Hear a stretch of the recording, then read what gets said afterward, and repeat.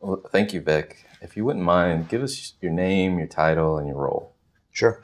My name is Vic Walia. I'm the Senior Director of Brand Marketing at Expedia. Can you expand on it, like responsibilities? Yeah, sure. I oversee the marketing strategy at Expedia, which manifests itself into advertising and media across all of our marketing channels.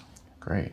So congratulations, by the way, for the Effie win, Thanks. for finding yours. Yes. Tell me a little bit about that campaign. What was the burning insight or idea behind the campaign itself? Absolutely. Well, I mean, Expedia's been around for a long time. And as we think about the advent of commerce online, what's happening is there is just a proliferation of online advertisers who are taking some share from Expedia. And it's becoming a very commoditized game, right? We're all competing on price and inventory. And when we start looking at the future, where's that going to go? We realize that that's not a long-term sustainable proposition to just continue to be in a price war with our competitors. So we started to look at changing the dialogue and really understand what does travel mean for the average person. While price is a consideration, really, travel is more than just getting from point A to point B. It's all the experiences that you get along the way. And so we tapped into that insight, and we wanted to develop a campaign that really spoke to the personal side of travel. So we call the campaign Find Yours, and Find Yours is about making travel personal. I love the storytelling component of what you've been able to achieve, Thanks. both with the user generated as well as what you guys were putting together. Mm-hmm. Did you guys find any elements about the story itself, like telling a story that you could share with other marketers?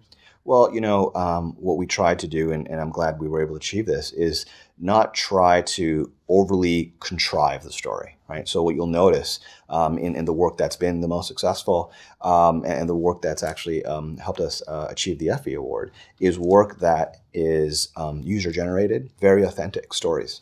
And what we did was we pulled these stories from real life examples, put them together in a way that resonates with consumers. So I think kind of my answer on how other marketers could learn from the little bit that we did there is there's stuff that's out there in the world. And all you have to do is go and find it to help craft your message. I think the messages that work really well are the ones that really come from the heart. And so that was part of our journey, which is to understand some of these travel moments that were transformational for people. And I think all the stories that we've been able to show are stories where we've proven that travel does have the power to transform you. And so those are the ones that resonate the most. Your campaign was telling tremendous stories. Mm-hmm. What elements about storytelling can you share with other marketers? Sure. Well, for us, what we tried to do was make sure that these stories weren't contrived, right? So these are real stories from genuine travelers. And that was part of our journey, which is to find these stories. Now, we had a thought going in, which is travel has the power to really transform you. And so we look for stories where through the journey of travel, our heroes in these stories were transformed. And the ones that have been the most successful are the ones where you're emotionally connecting with these true stories of people who are seeing the world either for the first time with a different lens or really having a connection with the other travelers that they're with. So that to me is been the best part, which is real examples. And I've had the pleasure of talking to some of these travelers and hearing their stories firsthand. And it's really both eye-opening and very warming. So winning an Effie about marketing effectiveness. How would you define marketing effectiveness?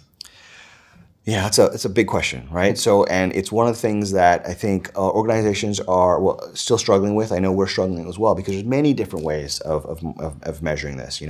Fundamentally, we are going to look at the impact that we have on traffic to my store, right? So we want people coming to the store every day and buying something. So that is clearly a goal. But then we look at some of the other leading indicators of effectiveness, right? So in this particular campaign, one leading indicator of future success for us was the chatter on social networks, right? Which really blew up when we launched this campaign. Some of it was by design. We purposely placed the ad in various locations where we were going to get some feedback. But I'm glad that it took on a life of its own. And if you read some of the Twitter and Facebook and YouTube comments, you can see the overwhelming response for this campaign. And that, again, was a leading indicator of success. Now, of course, with this topic, which is very controversial, you have people from both sides of the debate.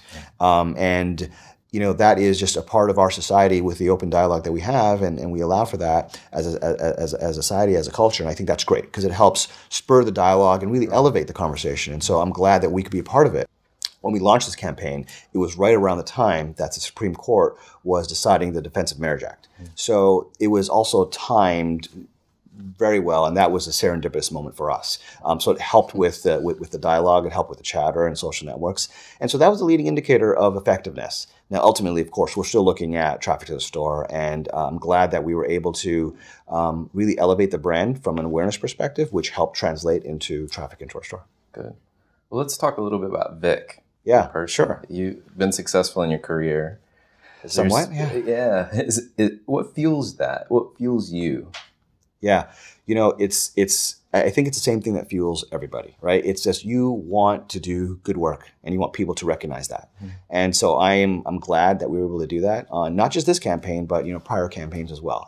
I look at work and I ask myself, is this something, if I were marketed to, would I want this type of, campaign, whether it's a media choice or whether it's an ad choice. So it's really around doing good work and getting people to recognize that. And I still even get a little bit of a joy when I post a picture on Facebook and friends of mine are liking that picture. I mean, it's that praise, which it's a small thing, but that praise makes you feel good. I actually have a competition with my wife all the time because she'll post a picture and I'll post a picture, and we have a similar number of friends. And I'll be like, hey, I got 54 likes on my picture, and so it's a little bit competitive, but it's really about putting something out there in the world and that you're proud of, and having other people say, yeah, that was really good. Right. So that's what fuels me. And I think the type of work that I like and the type of work that I want to do is in that vein. So what do you see as one of the most important marketing trends today, if you were to pick one?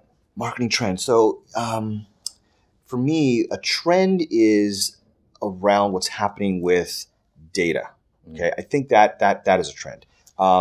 Because of the openness of networks and the aggregation of all this data, it's making marketing much more of a scientific approach, right? Which I think is fabulous. And that to me is a trend, because as you get more data and understand what's working and what's not working, you start making different decisions. Yeah. And so we are very deep in data sciences right now, and understanding big data and developing some predictive models around whether it be media campaigns and media placement or the creative execution. And so it's made our work much more better, but also it has given myself and the leadership team something to really look at in terms of, is this working or not, versus a brand health study, right? Which is, very esoteric.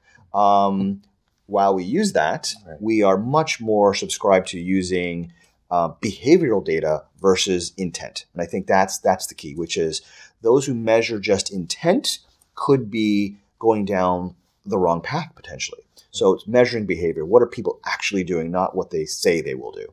And for us, it's been revolutionary. It's really allowed us to do things that we weren't able to do before. Right. It's opened up budgets. It's opened up great opportunities and better creative in my mind. So stepping back from it all, Expedia, the Effie Award. Yeah. Congratulations again. Thank you. If you had it to do all over again, what would you be? What would you do?